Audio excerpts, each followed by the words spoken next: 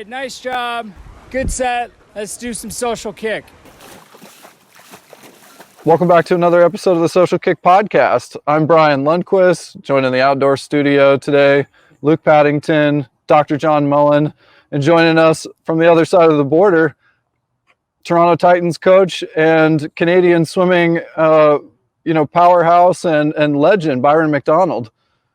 Byron, welcome. Thanks for joining us. This is great. Anything that we can do to help promote the sport of swimming, the sport that I love, is I'm glad to do it, and I'm glad to be here. And I just wish it was as warm here in Toronto as you guys look there in California. Hey, cheers to that. Sport of swimming, right? You know, Byron, I never forget swimming in Canada because I swam in university in the same collegiate circuit. Yeah, he knows it. But I never forget when Californians came to do a little training camp with us. I'd be so jealous of their tan, and I'd be like, "You swim outdoors all year round? Are you joking?" It's crazy. But I also remember a famous line by a guy that I swam with. I did my undergraduate school at the University of Michigan, and I went to my first NCAAs and said, wow, the UCLA, back when UCLA had a team, UCLA and USC walked on the deck, and I went, wow, they got great tans. They're going to swim real fast. And one of my teammates said, nah, if they got great tans, it means they're out there suntan and they're not training. You can beat them. So we always said 90% of swimming fast is looking good. So I liked going to a meet tan. and then you had divers who would always tan before, like go to the tanning bed before NCs because, looking good actually they thought yielded them higher scores. But yeah, nobody's tan on the Michigan team, but that's all right. That's right. Well, that was the great line that Gustavo Borges said that helped win the NCAAs for them that one year. Yeah. He said, when John Urbanchek recruited me, he said, it never snows in Michigan. Yeah, it was doing whatever it takes, right? I saw snow for the first time in Montreal. I had no idea. I didn't know what snow was like. What was your first experience with snow? I woke up one morning for morning practice. We didn't have a pool at McGill, really, and we'd have to go to a small, little, tiny 25-yard 1940 pool. And we had to walk forever at 6 a.m. in the middle of winter, and I couldn't believe the whole world is white. Nobody tells you everywhere is white. You just see it like in front of you, right? Like on TV. So that was my experience. Just in front of you. Yep. And I was looking in, but Byron's had a number of Caribbean athletes on his teams over the years. Well, I think Luke probably remembers Martin Ford and totally. And yeah, that's right. And the classic was that these two guys, when they lived in residence, which was across an alley from the pool, and most people move out of residence after first year, but these guys didn't want to walk in the winter, so they stayed in the residence. And then finally, in their last year, they got an apartment, and they would actually take a cab 5 blocks to the pool because they didn't want to walk to the pool. So did you tell them there was no snow in Canada? No, they kind of knew the history, so they knew what they were getting. A little more research. I lived across the pool as well. I literally across the street from the pool. My brother and I lived together, and we live across the pool. You have to. Well, so when you're in a cold climate like that, I was just talking about that. I came from the pool doing a workout right before this, and we were talking about pool access being so great right now, but the pool we're swimming in is normally not open except for 6 a.m. workouts, and so I never go there. But part of the reason I never go there is because I'm retired and I don't want to swim first thing in the morning because the pool's cold. And I live in California, so I'm wondering what happens for people that, if you live in a really cold climate and you go to the pool first thing in the morning, because it's so cold outside, does it make the pool kind of not so bad? It's actually a lot better in that sense, right? Like, in other words, people have always asked me, wouldn't you rather be in a warm climate and, coaching in California or wherever? And I said, no, because, the best example I'll give is in Florida. When we go down to Florida for training camps, I talked to the coach that was there and Jesse Vasallo. This is in Plantation, north of Fort Lauderdale. Totally. And we were there for a late training camp one year. We went in May, sort of as a pickup right after school ended. And I said, I remember back when we had our training camp there in 92 to prepare for the Barcelona Olympics, we had a few thunderstorms. And Jesse looked at me and said, it's crap. He said, I lost 32 workouts last summer because of thunderstorms. Whoa. So, the elements are really tough. And even your old coach, Brian, David Mark, told me, he's moving from the East Coast to the West Coast. And he said, people don't understand. It's cold in the morning in California, man. It's cold when you go out there for a workout. And yeah, sure, the pool's heated, but it's not. It's tough, right? I think it's actually easier going to an indoor pool where for a coach in particular, because the elements are controlled and you know what you're getting in for. And I think you can probably get a better workout done. You don't have anybody shivering, or you don't have the rain pelting down or whatever, you know. And you guys have a really nice pool. The UT pool, I've always enjoyed racing there. It's a long course pool, all indoors, beautiful, lot of light. Yeah, Texas pool is nice. No, not UT. Okay, Toronto Blues. You see, Americans, I'm trying to educate them, okay? Hey, I went to grad school in Tennessee, so UT Tennessee, where I come from. Yeah, we have a beautiful 8-lane 50-meter pool, and the shallow end is 2 meters deep, because way back when it was designed, we still had diving as part of our intercollegiate program, just like obviously the NCAA does. That stopped in the early 90s. Now it's just a swimming program with no diving, but we had always seen pools where, of course, you have to pull the lane lines over so the divers can dive and all this kind of stuff, right? So they designed it so that the shallow end, quote unquote, would be where we raced, and the divers would then have the second half of the 50-meter pool. But our shallow end, we made sure that it was 2 meters deep, which was really ahead of the curve back in the 70s to design a pool that deep all the way through. So it's a very fast pool. The lanes are 2.5 meters wide, just like international. So yeah, it's great. And because the diving, we only have a 5 meter, not a 10 meter, the roof's just that little bit lower. So there's a little more intensity when you have a few fans in the stands and swimmers all crowding around for the finals. So yeah, Luke swam there and swam fast. So it was good. It's a good place to have a meet. That's where we peaked for, like, there was a meet there at the end of November. I think it was like OU, something like that. And we always peaked for that. Our first peak was that meeting. We always swam fast. But that was one of the reasons you joined University of Toronto coaching, wasn't it? You moved from New York to there, and one of the draws was the pool, wasn't it? Yeah, it was. For Brian and John, there's a newer brand new university at the time, north of the city, called York University. And when I finished competing for Canada, I wasn't really sure what I was going to do. And they offered me the job to come up there and coach. And so all of a sudden my coaching career began, which I did a business undergrad. I wasn't supposed to coach. And I loved it so much that we did really well. And then the University of Toronto kind of came calling and said, hey, why don't you move down here? And I thought, well, a 6-lane 25-meter pool to an 8-lane 50-meter pool with a 25-yard pool right down the hall sounds like a pretty good situation. And also the University of Toronto is, very well known academically around the world, and certainly it's always ranked ahead of your McGill. I'm sorry, Luke. You gonna take that? Shoot down the Redbird. For you, Byron. Academically, the top university. So anyway, it was going to be easier to recruit. Yes, there you go. It was going to be easier to recruit to the University of Toronto. So I did make the move. It was very tough. I mean, I was a young coach, and we'd had a hell of a good year. We moved up from 30th to 3rd, and I had the 2 best recruits coming in. So, I thought we might even be able to win the national title at York, which would have been really special for a new young university. But it just, down the road, it was something that I needed to do to go to the bigger university. You just retired from swimming. I mean, you tried for the 76 team, and that's when you retired, and you went straight to York. And then 2 years later at UT, and you've been there for 42 years. How many coaches in University Division I, any school, have been there for 42 years? How long has Eddie been at Texas? About that long, I think. So, yeah. Rare. Real cool. Extremely I rare. think Eddie made the move right around when I made the move, I think, right? So, and oddly enough, and here's a little bit of trivia for you. Eddie's a little older than I am, all right? Not much. But he actually, somebody asked me the other day how old he was, so I had to look it up. And his birthday is actually the same as mine. Same day, same month. Not same year. So there you go. Definitely a small world. No kidding. Must be something on the. What's the I'll date? give you July 23rd. I'll give you a funny little quote that when I was sitting in the stands at a meet, I don't know, 20 years ago or something, right?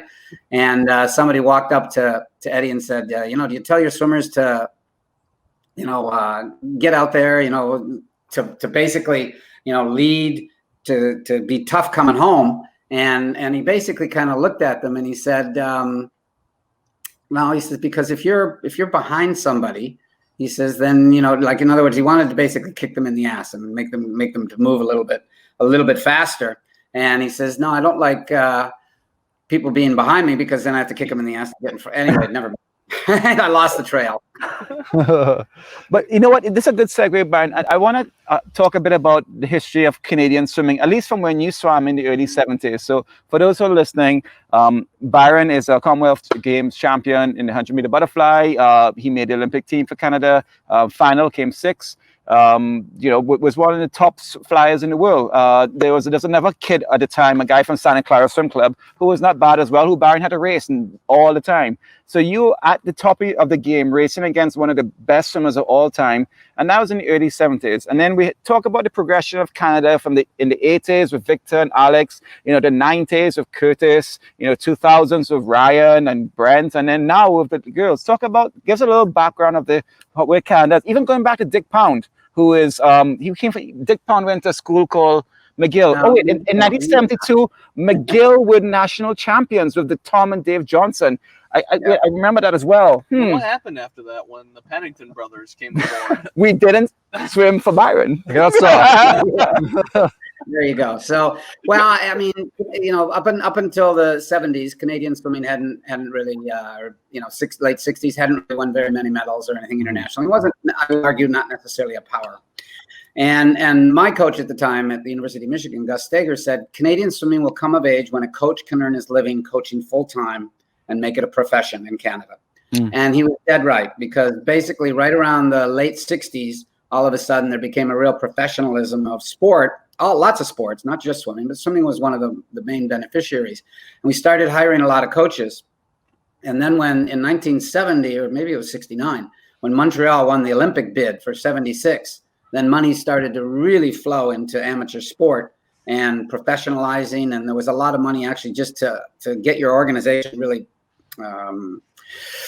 just professional, basically, right? With a coach, staff, and a president, and a board of director, all those kind of things, instead of just kind of volunteers, fly-by-night kind of stuff. And sure enough, by 76 Olympics, 72 was a little bit of a breakthrough. Canada had only won, I think, 1 medal, maybe 2 medals in 68. But by 72, we'd won 4. And then in 76, we won a whole bunch, all right? And no gold. Trinidad won more gold medals in Canada in 1976. Sorry, I tell my Canadian friends, Byron, I'm Canadian. But Yeah. So, but the catch in 76 all the time. His teams are really, really good. The 16-time national champion. Byron is a legend of coaching, so I have to try. Go ahead, Byron. Sorry to interrupt. Yeah, there you go. No, well, what happened was in 76 was Canada would have had an absolutely unbelievable Olympics, but the East Germans were there, as everybody remembers. Right. And so, like our girls went 3, 4, 5 behind 2 doped to the gills East Germans. I didn't know that. And that would have been a 1, 2, 3 sweep of the medals. That would have been historic. Yeah. Right? Yeah. And so what happened was then you've got that combined with, right, when we're starting to get very powerful, and a couple of guys broke the world record in the 200 IM the next year and stuff. So things were really going well. And then the 80 boycott hit. And it pulled the rug out right from under everything and all the programming and everything that was going on. And so we lost a generation of mostly girls, to be honest. And then we were able to sort of resurrect it in 84. Some of the medals that we won might not have been medals if the Eastern Bloc had been there, but guys like Victor and Alex would have, of course. All right. Of course. And again, they had great coaches. You can only go so far as an athlete without a coach that's going to take you to the right place at the right time. And now the East Germans are in full flight in the 80s. And so the women are screwed. They're not going to win anything through the entire 80s. And that is very debilitating for your entire momentum and what you're trying to do and what you're trying to accomplish. And, there's a lot of failure going on when really they weren't failing. But I mean, you're pushing the living bejesus out of these kids because you're trying to beat drugged up kids, and it's not going to happen, So, and then the 90s, there was, a few medals, Marianne Limpert, Curtis Meiden, and that. And it was, again, hard to come by. And then, of course, the East Germans and such fall by the wayside in the early 90s. So it looks like it's going to be a little bit more opening for Canadian swimming in that. We lost a few coaches that left and moved out and stuff. And then not sure exactly why we bottom line is the difference and the change around the late 90s was that way more of the world was competing in swimming. In 1976, I believe it was 11 countries shared all the medals in swimming. And by 2000, it was 22 countries. So now all of a sudden, if you're doing the same as you used to be doing, you're not going to be as competitive because you got twice as many countries with twice as much resources trying to come at you. So, so basically it was a tough go, and I'd say we hit the bottom in 2004 with no medals. That hadn't happened since the 60s. So there was a bit of a retool and a rethink and kind of, the idea of a national center was working for a bit, but it kind of fell apart. Right. So then we started to rethink about what they needed to do, brought in a guy named Pierre Lafontaine to run Swim Canada. And he was he was a rallier. He was a salesman, and he really got everybody back thinking and believing they could do the job. And I think it was just we needed that, and we got a little bit lucky, Luke. With Ryan. Years before, we had bid for the 2005 World Championships In Montreal. In Montreal, and as much as the lead executive in the financial side ended up being caught for cooking the books and then committing suicide, it was actually a very successful games, right? So and because some of the people, not everybody was there, but a lot of the world was, and Canada won a whole bunch of medals. Yeah, and it was amazingly enthusiastic, and it kind of kick-started the whole program. It really did. And hosting a meet can be a wonderful situation. If you look at all about where our trials are in our national championships across the country, they're basically in pools that were built for games, Commonwealth Games, Pan Am Games, Olympic Games. So, you need to host those things, at least in our country, to be able to get the facilities that you need. And now we basically had a tremendously successful Olympic Games in Brazil. So I can go into that in a minute if you want. Now, I think I want to jump into that in a second, but it's very interesting. You have to remember that the population in Canada is 33 million now, possibly, and it's such a massive country. I mean, it's a lot of rural communities, and so a lot of the swimming is centralized in like central Canada, in eastern Canada, Ontario and Quebec, and then out west in UBC. Not like in America, where it's pretty much spread out evenly. Just about all the conferences are pretty strong.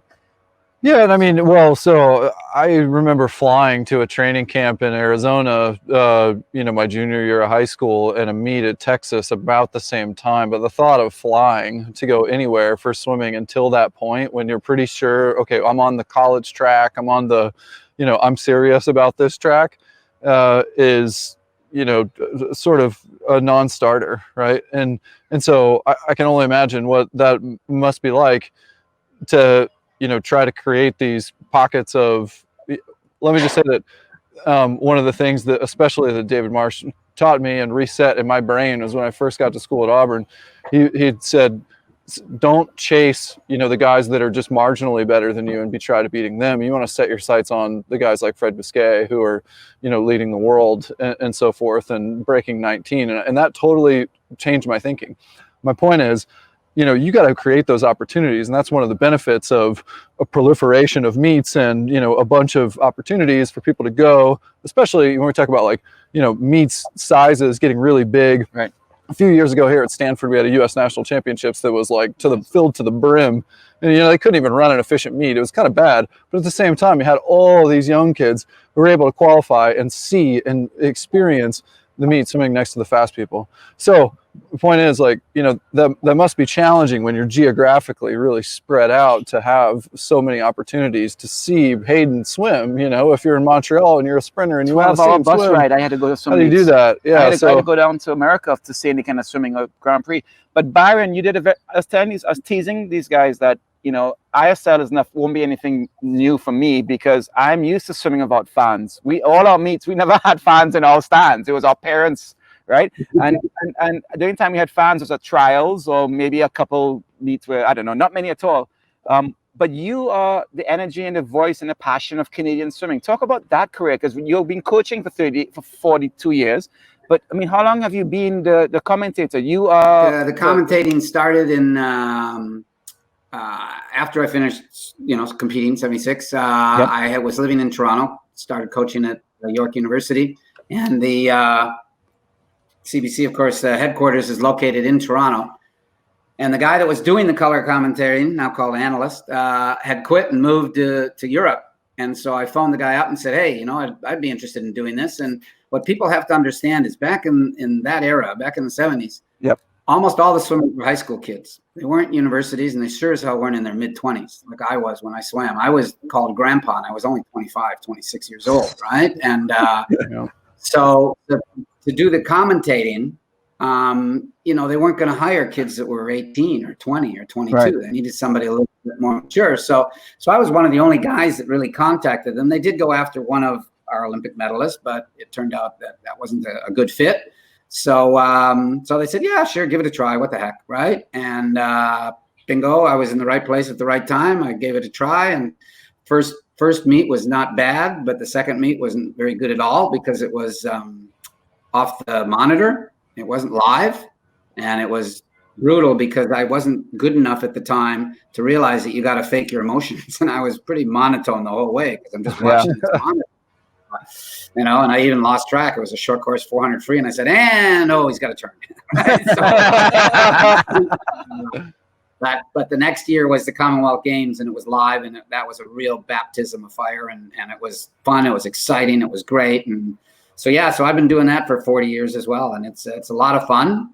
You're right. I usually sit just X number of meters away from Rowdy. He's been doing it for quite a while now too, for NBC, and it's we sit pretty close to the finish line, and best seat in the house. It's a tremendous amount of fun, but more importantly, I think I've been able to impart enough knowledge and excitement and ideas that I can help sell the sport. And I think people like watching it, and then I turn them onto the sport, and I think it works better. So I like doing it, and I think it helps. Yes. What do you think has helped you progress in that? I mean, I assume there was a love and a passion for it from the early going, or at least a purpose behind it. So I'd love to know about the purpose behind it from your eyes, as well as what's helped you learn to improve. What's the process like, and who are the influencers? I mean, it helps to have a good play-by-play guy. That's for damn sure. All right, and the first guy I worked with was a legend. His name was Ted Reynolds, and he really didn't give me any insights. As a matter of fact, he poked me in the ribs if I talked too long. But I watched tapes to see what I was saying and how I was getting in and getting out. Like, timing is very, very important. It's funny, but it is teamwork. And for the last 20-something years, I've worked with Steve Armitage, and he's just recently not doing it. And we had a great chemistry going. I mean, he would just pause at the moment. I kind of knew he would take the start, and then I took the middle, and then he would take the turn. And the big thing you have to do as commentator, I found, is you got to be able to talk in short snippets, because I don't have a minute to explain what's going on, because I got to get out and we got to tell the viewer who's winning and everything like that. So, and the other thing I think you have to do is you constantly have to reset the lanes. The nice advantage now, or not advantage, but the nice invention is they've got the two double yellow lanes now, 4 and 5. So it's a little easier to pick them up. Before, I used to say, and in lane 4 in the middle of the pool, and you're going, no, where's lane 4, right? You have to count from the top, and it gets even more confusing because now we got 10 lane pools, and the first lane's actually 0.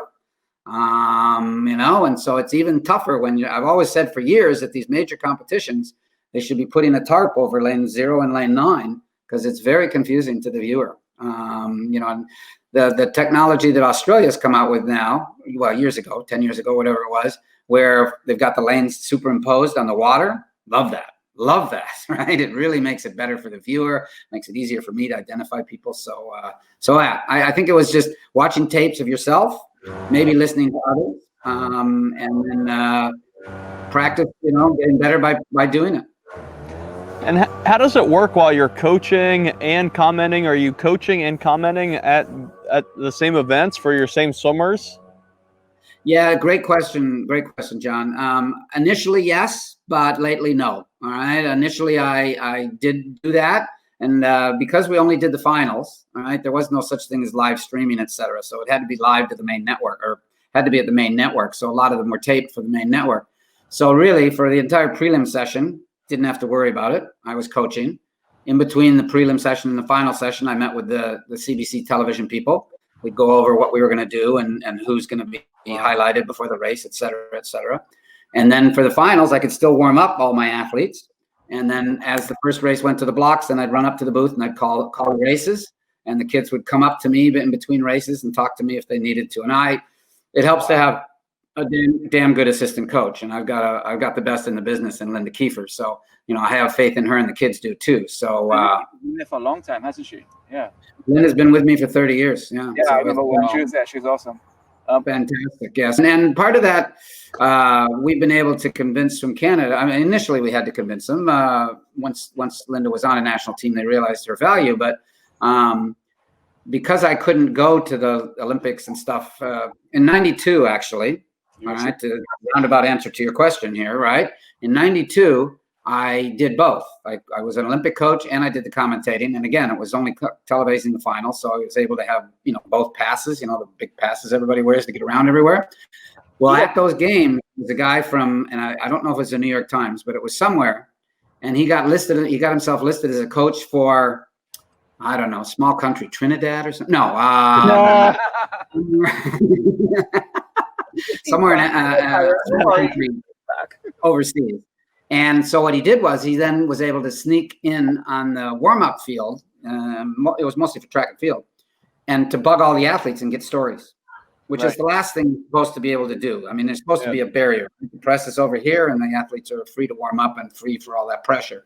So the IOC passed a rule that you can never have 2 accreditations after '92. And so I've never been able to get that accreditation. So I can't think you can get onto the pool deck in most competitions now. So we convinced from Canada they should name Linda Kiefer in my place and my assistant, because she deals with our athletes every day. And it's different, Brian, than if you're the head coach and Luke's your assistant coach, and Luke never deals with your athletes and he just coaches his athlete. Then it really would be unfair. But Linda and I co-coach all the athletes all the time. So they named her to the staff, and then it, of course, was smooth sailing after that. She's gone to the Worlds, Commonwealth, Olympics, and I almost put it as it's not an exact reference, but a baseball reference where I'm the starting pitcher and she's the closer. Was that a hard choice? Yeah. Because that's a pretty major choice, and you're choosing not to be on the pool deck for some really key moments for your athletes. Respectfully, I'm just wondering, like, that must be challenging. What went into that? Yeah, that's a great question, Brian. I had to think twice about it, to be honest. All right, because obviously, if I made the call to go off the deck and give up or to go on the deck and give up CBC, I'd never go back, because they would have hired somebody else, obviously. So I couldn't sort of pick and choose, do one meet and not the other meet. So I was going to have to do all. Now we don't do as many as Rowdy does, but so I really enjoyed it so much, and I felt I could do a great job with it and help our sport. And to be honest, I don't produce a whole whack of Olympic medalists. So that was a unique situation. I've had a bunch of kids international swimming, right? But they're pretty mature kids, and I think they can handle. And we do talk. So I felt I could do the best of both worlds that way. So I think it works. Well, talk us through that 100 back then. You had Maya Dorado, Katinka Hosu, and there was this Canadian phenom who showed up on deck. And talk us through how you actually separated your professional and your relationship with Kylie.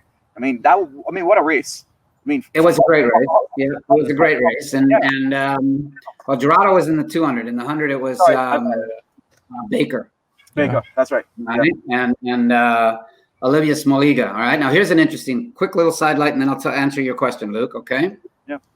There's 5 children in my family that I grew up with. Right. I have 4 siblings, and my younger brother's a lot younger than I am. Right. My parents took a little break for a while. Anyway, he ended up coaching as well, and he coaches at the high school outside Chicago that Olivia Smoliga swam at.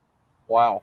Well, there's a little bit of shout out to Keith. All right. So, and I think his boys broke a national record a couple of years ago in the 4x50 relay, and they just missed William State last year. So anyway, obviously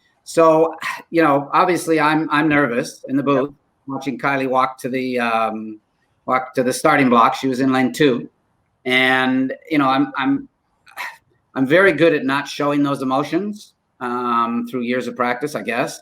And I'm basically just calling the race and saying this is what to look for. I know in my back of my mind, I know Kylie's not going to go down with the leaders. All right. She's certainly not going to go down with Baker. All right. Baker's got rocket speed. So I figured if she's in 3rd or 4th, she's in a good position to maybe win a medal. And you have to remember, I think there were 6 girls seated within 3/10 of one another. So, anything could happen. Right. So she turned the wall at 4th. And then she's starting to make her move coming back. And it still looked like, Baker was doing pretty well. And Hosu basically had the racing control by that point. Mm-hmm. And then all of a sudden at the wall, there's a whole slew of them together. Now the last 10 meters, I don't call the finish. All right. My play-by-play guy always calls the last 10 to 12 meters. So I got out with about 15 meters to go. So I could really focus on watching what she was going to do. Yeah. And then of course it was tie for the bronze medal, and it was elation all over the place. It was kind of cool. No, I can only imagine that being a special and difficult moment and everything at once. But like we were talking about with the history of Canadian swimming, you know, I'd say right now, at least from the U.S. view, the women are on the rise right now, and they have a lot of great swimmers. How can Canadian swimming be more consistent at that national scene or the international scene for the men and the women? It's going to take a lot longer for the men, to be very blunt, right? And I'll get back to that in a second. On the women's side, the key is, I hate to belittle the efforts that we had in Rio, and I'm not going to belittle them, but I'm going to say we got a bit lucky, all right? Because the rough rule of thumb is you got to have a minimum 2, if not 3, people ranked in the top 3 to get 1 medal, because you just never know what's going to happen. Right. And we went into the Rio Olympic Games with nobody ranked in the top 3 in anything. We should not have won a medal at the Olympic Games in Rio de Janeiro. Wow. Now, take that into account. So what went right? Well, what went right was we had Kylie Masse come from nowhere a couple years earlier, be in the right place at the right time and touch the wall. She goes 100 slower. She's in 4th place. She tied for 3rd, remember, right? She goes 3 100 slower. She's in 5th place. That's how close the finish was, right? Wow. Then we have a young phenom named Penny Alexiak, who comes from, in arguably everybody's mind, from nowhere. So I'll give you a quick little history on this and why it works so well. We started a national center at Toronto, based in my pool, actually, in 2008-ish, I think it was, 2009. Yeah. And then we brought in Ben Titley in 2012, who was a sprint coach out of Britain, one of their national coaches. And a friend of mine, and I knew him, and I convinced him to come over, or helped convince him. I wasn't the only one. And his job was to make our relays better. And the beauty of it was that this young 13-year-old gangly girl was swimming and renting pool time in my pool with the local club. And he goes, I want that girl. She's going to be big. Mom and dad are tall. She's going to be a big star. If I can teach her to swim right, she's going to be great. So the local club coach said, well, why don't you take her once a month? So when she was 13, it was once a month. When she was 14, it was once a week. When she was 15, it was 3 times a week and then full time. When she was 16, she won the Olympic gold medal. Wow. So it's the right place, right time. She grows up in any other city in Canada, doesn't happen, So we had her in the right place at the right time. We got lucky with an American-based girl that so far, that luckily is Canadian, right? And Taylor Ruck, who's a superstar. Yeah. And she, of course, hit on all cylinders at those games too. And she's only a week younger than Penny. She was 16. So we had a lot of things go right there. Michigan alum, a Michigan swimmer as well right now. Well, okay, so now let's fast forward to the next quadrennial. We got the same kids again, and then now we've found Maggie McNeil, all right, out of London, Ontario, which is halfway between Detroit and Toronto. And she had a good base and was on junior teams, but nobody really saw this improvement coming. I mean, it was gigantic. Full marks for the guys at Michigan that helped her under Mike Bottom's program. So she really dropped out of the sky. And now the beauty of it is that you've now got not just, Penny, who's struggling a little bit, and Kylie, you've now got Maggie McNeil, and you've now got the girl that just graduated from Texas A&M, Sydney Pickram. She was an Olympic finalist, 4 years ago, but wasn't quite ready for the medal podium or to get on the medal. But now at the recent World, she won a medal. So you've got now 4 or 5 shots. And remember when I started this conversation, I said, in order to get some medals, you got to have a bunch ranked in the top 3, and then you're going to be pretty well guaranteed as opposed to going in there on a wish and a prayer. So now we've got some pretty good people that are going to basically give us a real shot at some medals at the Olympic Games. Well, Byron, I'm going to transition, but I want to get back to Olympic Games but I do want to transition to the fact that you're now the head coach of one of the 2 expansion teams for the ISL. We're big fans of the ISL. You were grandpa swimming back when you swam. If you had the ISL back when you swam, I think you'll still be swimming now at your age. But you have, I think, 8 Canadians on your team. That's 8 professional Canadian swimmers are swimming on your team. There are like 5 Americans and a bunch of Russians and Brazilians. First of all, talk to me about that whole journey. Were you a fan of the ISL last year? And then, I mean, the honor, to me, is an honor to have Toronto as one of the teams. And are you going to bring a championship to the city? Go ahead. Yeah. I mean, the ISL is where swimming's going, or at least we all hope it's going in that direction. All right. Full marks for Konstantin Grigorshin for putting his money where his mouth is. He's putting up a hell of a lot of money to make this thing work. So it wouldn't work without his money. No question about that. And I flew over to the meet last year in Brazil, in Italy. And I just, it's pretty special. It's pretty unique. And it's, I think it's a great entertainment product. I think people will watch it.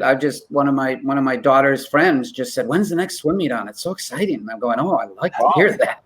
And they're not swimmers. They're not sports people. So yeah, I was a fan last year. I thought it was good. I basically was approached by the general manager of the Toronto team to be the head coach. I, of course, had to sit down and talk with my athletic director at the University of Toronto and be assured that I wasn't going to infringe on the preparation of the team. And this goes back to our earlier conversation that Linda Kiefer is a superb coach and she'll be able to handle it while I'm away for 3 or 4 weeks. So yeah, I signed on. And then I felt now the duty is we gotta win. We gotta have a good team, right? So I'm sure you guys are aware of how it all works. And unfortunately, as much as we argued like hell with Constantine in headquarters that there should be a draft, they nixed that idea. And that would have been the fair way to do it. So as it was, we're a little late to the party. I mean, a lot of the best swimmers were already signed up for teams and weren't going to move. So we had to kind of go in and do everything that we possibly could to attract swimmers. We offered some very big. You got some right there on the screen. Can you see them on the screen? Let's talk about some of them. Yep, I can. Yeah. Okay. Well, we'll start with the men. Okay. So, right off the bat, Michael Chadwick was an important signing for us because you need sprinters. You got to have sprinters. All right. And Michael went to school with MacDara, and MacDara is based here in Toronto. And so that was a real catch for us. Sergey was a real key for us because he does amazing stuff short course. He's a hell of a short course swimmer, veteran, 2012 Olympian medalist, Russia, but he brought in a couple more Russians, all right, the other Russians that are with us. So that was kind of key for us. And then in the red ink there, you've got Brett Hayden. That's a bit of a weird one. And the only reason I say weird is that he's really old. He's been for 8 years. Does Brett have a 50 free skins in him? He's not as good short course as long course. So we'll have to see. But I mean, he's doing I was just going to say he's pulling an Anthony Irvin, basically, right? Coming out of retirement and looking as good as he's ever looked. And speaking of which, Anthony is in Toronto right now. He's looking for a pool to do a clinic. But anyway, and then you go, Yuri's a relay swimmer. Finley Knox is a young IMer. All right. Then the next Russian boy is a boy we added at the very last minute because we had a very good young man. And of course, the Italians pulled out most of their athletes. So Anton was one of our first signings out of Iceland, went to school, I think it was Alabama. And then Blake is a key. Blake Peroni was a big key for us. All right. He's a hell of a swimmer, did a great 200 free short course yards in a time trial in Indiana last week, was music to my ears. I saw 132, no problem. It's pretty good for practice. So, and that's fast as he's gone in a while. So, I mean, he's going to be very, very important for us. And he said he's gunned and ready to go. Cole Pratt's a youngster out of Calgary that's going to come up in the IMs and the backstrokes. Shane, most of you guys have seen Shane before. He's fast, and he's fast in a lot of events. A lot of people don't know. He's a hell of a flyer, too. All right, but he'll challenge to win the backstrokes. Then our big Russian boy is a 200, 400 boy. He's had some real good success in the past. Jay's our multi-event guy. And then Eric, we added when we lost the breaststroker, the world record holder Chupkov. The Russians, I don't know if they told him he couldn't come. Right? So Eric is a nice substitute. He's going to come in and join our two Swedish ladies, and Eli is our wild card, our alternate. So on the women's side, if I've got time to talk about him, Tessa is can swim multiple events. She goes to school at Tennessee. Michelle Coleman was a late signing. As you may know, the World Cup was supposed to go on this fall, run by FINA, and they canceled it. Michelle was pretty committed to the World Cup and wasn't going to be able to do the ISL. So when the World Cup collapsed, we were able to get hold of Michelle on the phone. And I remember we were driving back from the pool. Kylie and I were in the car, and we had a Zoom call with Michelle Coleman to try to convince her that coming to swim for the Toronto Titans was worth it. And then it worked. And we got her to go. And she's lightning fast. Really good short course as well, right? And, of course, then her countrywoman, Louise Hansen, just ripped the NCAA apart last year. So she's going to be nobody's really seen her short course meters. So I think she's going to stand the world on the head. Maybe she can give her other countrywoman, Sjostrom, a little bit of a run for her money. I don't know. We'll see. So Anika's US-based Czech, and she'll help in the sprints. Kylie, we've talked about. She was pretty. She won a couple races last year in the 4-meet series. Julie is out of Luxembourg, but trains at Auburn, I believe. And yeah, she's at Auburn. Just graduated, actually, right? She'll be a sprinter. Lisa will combine with Kylie, and I think we can maybe even win the event. They'll go 1-2 or something in the backstrokes, the 200 backstroke. Emily's a workhorse, 200 fly, 200 IM, 400 free, 200 free. So she'll be in the thick of it. Jocelyn's our breaststroker out of Britain, and with Kelsey Wog, I'll mention down in the bottom, they're going to be a hell of a duo. Rebecca does freestyle and butterfly. Kelsey Wog Kelsey Wog started to come into her own last year, swimming with Kylie, but because she was behind Molly Hannes and Lily Ping, didn't really get to swim a lot of races. So she's really improved, and I think she's gonna be a hell of a story this time in the breaststrokes and the IMs. All right. Claire's a relay swimmer out of Auburn as well, and Anna's our distance girl out of Russia. And we just added, because we had an injury on our team, Sergey. I mentioned Sergey earlier. His wife, Anastasia, kind of dislocated, really ruined her shoulder, and is out of swimming for another couple of months. So we were able to replace her with Jennifer, spelled JH, which is kind of unique. And she's a drop-dead sprinter, basically, 50-meter breaststroke. So she's our real true specialist. She'll swim one race, the 50 breaststroke. And then Candice is our wild card, can swim just about everything, and she'll be our alternate. And then we just added Tyla in the butterflies and the sprint freestyles. The one that's missing from that, Luke and everybody there, and it's real unfortunate, is Kyla Sanchez. And she's a hell of a good swimmer, an amazing talent, right? She was, I think, 18th, 12th, whatever overall points last year for Energy Standard. 13. And she was holding off shoulder surgery because she was going to go through to the Olympic Games and then have it after the Olympics. Well, guess what? There were no Olympics, were there? So, all right. And so when they got canceled in April or May, whenever it was, we went into, I had nothing to do with it, but her coach and everybody went in to get the shoulder surgery moved up. And of course, all the hospitals were shut, right? So she would have, if she could have had it done in May, she would have been fine for this ISL season, and it's a nice lead into the Olympic Games. However, they couldn't get into the operating room until September, so she's going to miss the ISL season. That's a big loss to our team, and it's a big loss to the ISL. She's a great athlete. Wow. It sounds like you had a few losses there with her, and obviously, exactly. Anton. Chupkov and Anastasia. Yeah, it was. Well, but nothing compared to New York and London, all right? London really is. Yeah, they lost 8 or 9 Aussies each, right? And that'll put them within our range. So our goal is to make the playoffs. We're an expansion team. We probably should finish 9th or 10th, but we don't want to do that, and I don't think we will. I think we can finish in that middle 4, 5, 6, 7, 8. That's kind of our goal. The first 4 might be a bit of a reach this year. Next year, that'll be our goal. Who are your assistants, Byron? I got Vlastimil Cherney is the coach of Kelsey Wog in Winnipeg. Is going to be my main assistant coach. And then we had a very bizarre situation happen with Ari Arslan from Brazil/Hungary was our other assistant coach. But his swimmer was Andrei Gorbachev, the world record holder in the 50 butterfly, who's on our team. Yes. But he couldn't get to see him in the lockdown, so he couldn't coach him for a whole bunch of months. And then at the last minute, Bruno Fratis was able to go and swim with him, and so now he's coaching Bruno, and Bruno's now on the Tokyo team. So Ari actually asked if he could go and coach with the Tokyo team instead, and that's fine. I mean, that's fair is fair, obviously, right? So So we have just two coaches, myself and Vlastimil, and then we have about 5 assistant coaches coming as well. The philosophy of the ISL was, because this is so unique and it doesn't just go away for 4 days, it's go away for 6 weeks. That a lot of coaches wouldn't want to be away from their swimmers that long, so they allowed all the home coaches. Any home coach that wanted to come could come. So what about on the way back too? Do your team? Do you have to all quarantine the Canadians as they come back? Do they have to quarantine? What's that process like? Yeah, Brian, it sucks. Okay, and it's why we had some it was a real problem in the sense of the buy-in was very good by almost all the Canadian athletes.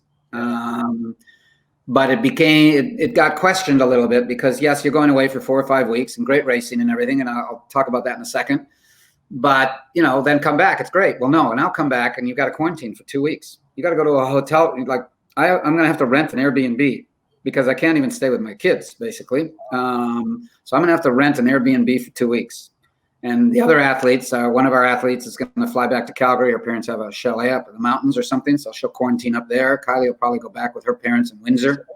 And it's a bad situation, but there's nothing we can do about it. And the way we look at it is, after the Vegas ISL finale last year, everybody took about 7 to 10 days off. Right. So after this playoffs, it's not quite the finale. I don't know when the finale is yet, but after this playoffs, we're going to take 7 days off anyway. 5 straight weeks of racing, so many races, you're going to be dead. All right. So, yeah. So now not everybody swims all those meets, right? Because you have to rotate through the teams, right? But each team does have 4 meets in that period, and then the playoffs. So, you're going to take a break. And so I just convinced Kylie and our athletes that, your break is going to come on November 22nd or whatever it is, right when we get back. And yes, it will be 14 days, but we've got a gym set up and everything where these guys can do a lot of dryland stuff that just won't be able to swim. That's all. Wow. Was that a tough sell? Or everybody pretty bought into it? Or are they still going to try to find some pocket for swimming? Is that even possible? Or it's for sure everyone here is bought in. They know they're taking that time off. Everybody's pretty well bought in. They got to take the time off. Yeah. It's one of those things where, there are the beauty is that, I know that, Katie and Simone and Caleb and all those guys had private pools, outdoor pools they could access. Right. Yeah. Well, in December, private outdoor pools here aren't going to work too well. Right. So it's going to be a bad nippy. All right. And even Kylie and Maggie McNeil, we talked about earlier. They both have families that actually have outdoor pools, albeit, 10, 11 yards long, but, we hook up harnesses and all that kind of stuff. So at least it gives you a feel for the water. It'd be nice, but in December, that's a bit tough to do. So, I think I could see that being a problem for some of the younger athletes, but, if I've had the experience before of not training for 3 months, and all I did was a gym session once or twice a week. So I stayed strong. And then I came back and swam US Nationals. I touched the water maybe 8 times. When I got back, I was fat and I went 90% of my best times. I was like still, 19 mid and the 50 free and, still knocking out some decent times. And that was a real aha for me. And then maybe a year or 2 later, James Magnuson got sick before Worlds. He was the best swimmer in the world in the 100 free at the time. Got sick right before Worlds and was out of the water for a solid 2+ weeks, I think. And then touched the water maybe 3 times before the meet and then swam and came and won the world title. So, and he talked about that going, wow, I was just like mentally prepared and my body was fatigued and I just controlled what I could control. And then, everything was fine. And so it's like, there's this mentality of you got, especially in swimming where you have to touch the water every day and there's a huge feel component to it. And that's true. But I mean, you also there's a body of work behind all of it, especially as you age, and that'll stick with them. Is right? Either Craig Beardsley or Gary Hall said they both were out of the water. The first race back. Gary didn't have to touch the water at all. Just I think the other part. I mean, I agree with you 100%. I mean, the small little caveat to that, of course, is that they missed 3 months and now they're going to miss again a little bit, right? So my biggest fear is that. What do you do if we make the finals and we got to go and do another 2-week quarantine right after that, right? So anyway, we'll cross that bridge when we get there. But the one thing that I've also sold to our athletes is the way it's happening, at least in Canada and I think in Britain and, not quite as much in the US, mind you, one of the reasons maybe they have so many cases, but is we got no meets. And I mean 0 competition, not a meet is going to be happening. These people, our potential Olympic athletes, may not have a race for 12 months in this country. And that's like awful, right? And how do you prepare for an Olympic game? So I've basically told our athletes that it would be pretty damn tough to go to an Olympic Games not having raced in almost a year. And this is a phenomenal opportunity to get those competitive juices flowing again, get into an organized competition, a good one. You know, doing time trials is bogus. I mean, you do what you got to do, but it's just not the same thing. You guys know that, right? And not only that, but I would argue that doing time trials in your own pool all the time is going to get so stale and so old that, you know, people, the good swimmers in the world, they don't stay in one city for 12 straight months. That doesn't happen. They're flying all over the world, right? And so, or certainly all over the continent. And, oh, you want me to bring my dog in? Anyway. Luke's got puppies on the loose. Yeah, I can see it there in the video.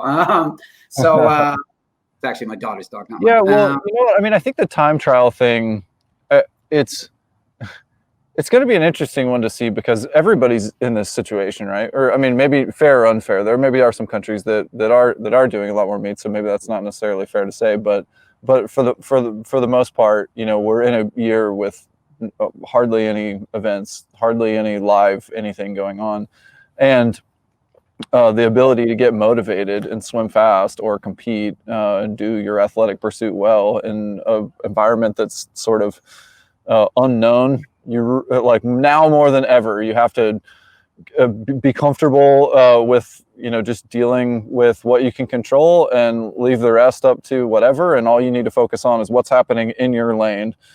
And so it just seems like intrinsic motivation, you know, like putting out anything that's happening externally is true now more than ever. Has that influenced what you're working on with your athletes?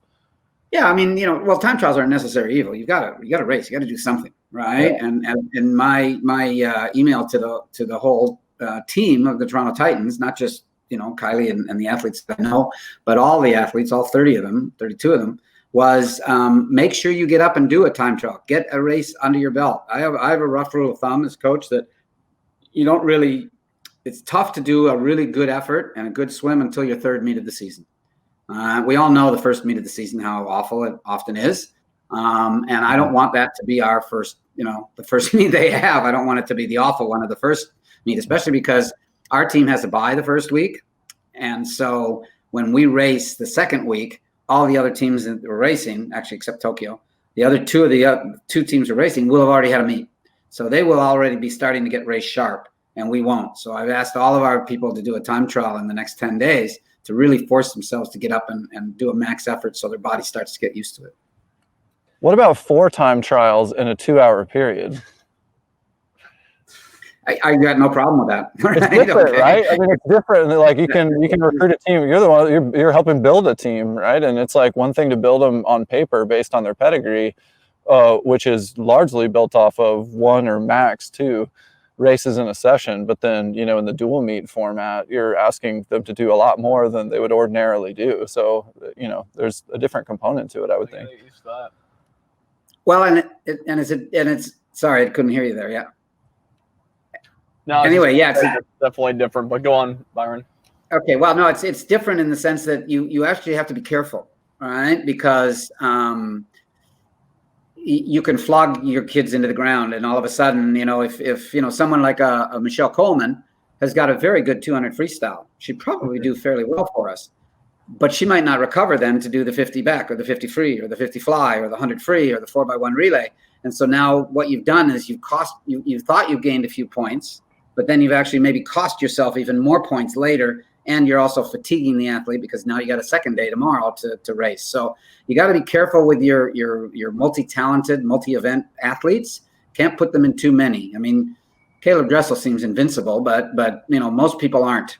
So yeah, not human, that guy. Definitely not. Yeah. So, go ahead. I was gonna say, obviously, talking with you earlier, you talked about how to make it more fan friendly, or how the common person could enjoy just swimming competition. Like you said, having the lanes squared away.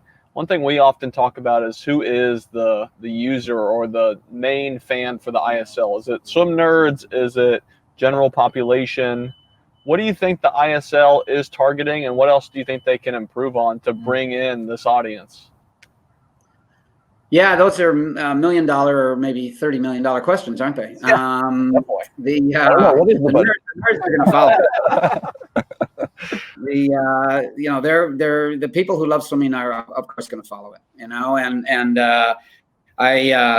I mentioned to some of the swimmers on my team that if the ISL hadn't, well, if the pandemic hadn't hit, then we were going to have those 10 meets all over the world, yada da da da. Right. And the meet that Toronto was going to host was going to be this coming weekend. All right, wow. Canadian Thanksgiving weekend, and we were going to host the ISL here. It was going to be our first meet, right? And so that would have been very special. And literally to a person, the four people all said, "Oh, I really would have gone. I would have gone for sure." Right. Yeah. So and these are not swimmers that are going to make the team. These are varsity swimmers, right? And they're keen. So it isn't just the best swimmers. I think it's a lot of swimmers that are very interested in watching the ISL. The question is, how do you get the general public? That's like you said, that's the $1 million question, right? And it's got to be attractive. People love watching swimming at the Olympic Games. It's one of the most watched events. Somebody told me once, it's just a beautiful blue screen. It just looks so attractive when you're watching it. And, the simple things, I guess. And I think the challenge that we have for the ISL. That's true, though. Yeah, the challenge we have for the ISL is its advantage and its disadvantage, right? The advantage is it's fast as hell because it's short course. The disadvantage is it's really hard to get across. Listen to the commentators. It's really hard, and I guess I'm a little critical, but listen really hard. And it's hard to sort of say who's in 1, 2, 3, 4, 5, 6, 7, 8. You know what I'm saying? Like, in other words, who's actually in the race? Who's actually swimming? We have a real challenge in our sport that you can't see the face when they're in the water. 9 times out of 10, maybe in the breaststroke, right? And the butterfly a little bit, but it's tough to identify with somebody. So it's a big challenge, short course, because they of course spend half their time underwater kicking. So it's a little tough to do it, but the way you sell anything is stars. And, star power wins. Star power is what it's all about. You watch the Yankees because they always have a couple big hitters, big poppers or whatever, and you watch the Raptors because they had Kawhi Leonard. We did win last year. Remember, boys? I remember. Yeah, and I mean, I think there's also no team identity yet. So, for anyone, I suppose, especially in North America and Europe too, it just depends on a different sport. But like a lot of places, you grow up with an allegiance to, the fandom around your community team, or perhaps a team that's outside of your community. And so, we're still trying to figure out, like, what's the identity of the Toronto Titans? Who are they? What's the logo? I think they did it, though, with, like, Toronto and Tokyo. Like, they're the only ones in the whole country. Right? Yeah. Right? So I think I can start there. I'm just saying, like, it's still new. They did in the U.S. with, like, the Breakers and Kylee and Current. Right, but they're an expansion team. So it's I guess see what happens, right? Yeah, so it's just different when you're trying to create fandom out of nothing, and so obviously that's built off of a bunch of. I think it's great. First of all, that you've got so many Canadian swimmers on the team to try to build that up of all the community people who said, yeah, for sure we would have gone because I grew up seeing those people swim in some of these meets, or I know who they are because I saw them in the news, and that part's important, and that's, you can't say the same for a lot of the other teams. Yeah, that is Canadians don't get to race against these top class swimmers. Which I want to bring up the last topic because it's getting late for Byron right now. But Byron, forget your allegiance to CBC. Forget your as a coach. You've been to X number of Olympic Games. Canada was the first country to pull out of Tokyo 2020. You started the whole rule. We're gonna have the Olympics next year. What's your gut? I mean, this is Byron MacDonald, who's just been a passionate swimmer, who's been to the Olympics so many times. What do you think? Yeah, I think there's going to be an Olympic Games, and I think there's going to be an Olympic Games because I actually think there's going to be a vaccine. I'm not so sure it goes on without a vaccine, because I just think that there's going to be too many things that could go wrong. I don't think you can hold an Olympics without fans. I think it would be kind of tough. So I'm not so sure how they'll figure that part of it out. Right. I do think there will be an Olympic Games, and I guess, as much as I believe it, I've got to convince the athletes that it's going to happen, because the worst thing could be not preparing properly because you don't think it's happening, and somehow they pull a rabbit out of the hat and it does happen, and then you're not ready. And then that's it. You got to wait well, in this case, 3 years, not 4 years for the next one, right? So, Byron, who's the dark horse on your team for this ISL season? I think it's probably Kelsey Wog, all right, because nobody really knows who she is, and I think she's going to absolutely stand up and go crazy. All right. I love it. Byron, thanks so much for hanging out with us. We're super pumped to see you and watch the team. Hey, lots of fun, guys. I'll do it anytime. Anytime you're interested, I'll be glad to chat. I have my Canadian flag. I am Canadian citizen. You guys didn't recruit me, but I have my Canadian. If you ever need a 140, 50 breaststroker, he's ready. Yeah, you said Lucas Fast earlier. That's the only person I've ever heard say that. No, that's a young boy, a young man. So. Oh, that's it for this episode of the Social Kick Podcast. Thanks for hanging out. We'll see you next time.